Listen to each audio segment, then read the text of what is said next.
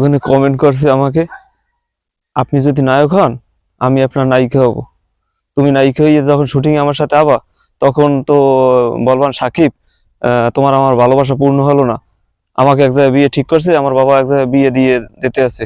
তখন আমি বলবো না, আমি বিশ্বাস করি না, কখনো সম্ভব না, কোন হালাগ্যর হয়ে তোমার বিয়ে দেবে।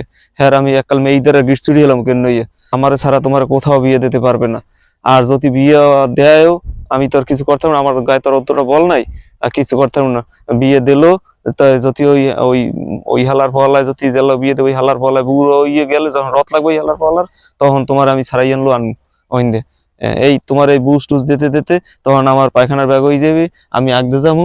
এই যদি একটু কড়া কষা থাকবে, আমার আগতে একটু দেরি হইবে, এই তখন টয়লেট দিয়ে বাইরেই দেখবো, তোমার আর দেখি না, তোমার আর দেখি না, তোমার বাহে একজন লইয়া তোমার ধরে লই গেছে। তাহলে তখন আমি একটা কষ্ট পামু, এতে দরকার নাই, তোমার নায়িকা হওয়ার দরকার নাই আমার সাথে। আল্লাহ আছি, ভালো আছি, গরিব মানুষ, ডাইল দিয়ে ভাত খাই, জোতা ভাই দিয়ে বাজারে যাই।